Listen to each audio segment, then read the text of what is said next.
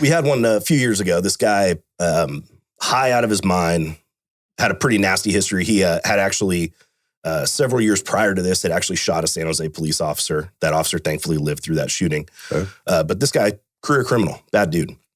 He does a home invasion robbery in our city. The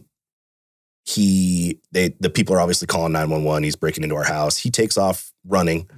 And he finds a hotel that's under construction that's probably between a quarter mile, half mile away. And he works his way all the way up to the roof. And somehow the officers figure out that he's up there. So I'm actually off that day. I'm not even working right now. And so the officers that are first on scene are trying to communicate with him. Well, he's 8 stories up in the air and he's 10 shades of pissed off. And there's construction tools and equipment and everything up there. And he decides it's a great idea. I'm just going to start throwing this stuff off. Right? Throwing hammers at the cop cars and having himself a fun day. So that turns into a full-blown call out for us. So I come in from home with the rest of my team and we start trying to communicate with him. They end up using a drone and flying a cell phone up to the top. Because like I said, it was probably like 8 stories up. Right? Wait. Okay, hold on. Let's talk about this. So you guys got tools like drones and stuff. I never even thought about this either. I mean, the different types of technology that are available to you. This is fascinating. Flying a cell phone up top. Because back in the day, I mean, I watched all the cop shows when I was a kid. They had the bag phone, right? And they'd throw it into the room or whatever else. Or miraculously in the movies, they always have the bad guy's phone number. The bad guy always has the direct line to, Al Pacino, who's the negotiator outside, right? Like, that's not the reality. We drone flight in cell phones. Okay, sorry. I got to get my head around that. It was a first for us too. I don't think we had ever had to deploy a phone that way before. Wow. Okay. All right. So guy gets phone. I mean, the alternative was we had a patrol car on the ground. We're trying to use the PA speaker. And then how can you hear that? You can't hear him. Yeah. Right. So so they use a drone. They get a cell phone up to him. So now we can at least talk.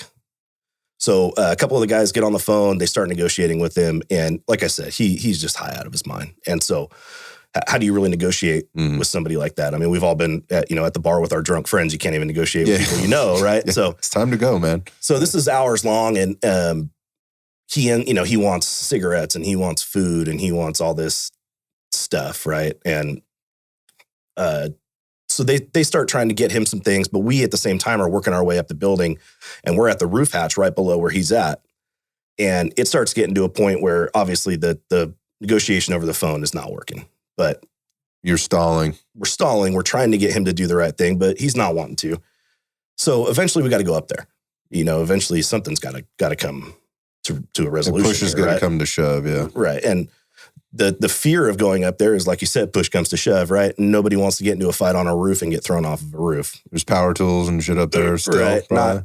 It's not the best of environments. But so we take a team up there. When we get up there, he ends up getting rid of the cell phone that with the negotiator he had been talking to for hours, which really kind of didn't bode too well with us, because now we're having to create a whole new rapport with him and he doesn't know who we are. Starting over. Right. But now he's afraid because there's, 8 or 10 cops up on the roof that are challenging him. So now, does he want to talk now? So that we had to build that back up. We had to, I've never had to throw a burrito at somebody to try to get them to want to talk with me. They were throwing, the guy wants food, so you can have the food, but no, dude, I have your food. You got to talk to me. Yeah, come closer. So, Lord. Yeah, so this went on for hours. He's threatening to jump. We're worried about, getting into a physical altercation with him a little bit on top of the roof because none of us want to end up falling off, But ultimately, we had a good resolution. We didn't have to use any kind of force with him. It took me talking him into a burrito and giving him a pack of cigarettes that only had 3 cigarettes in it. I said, you can smoke these 3 and then it's time to be done and go down. Wow.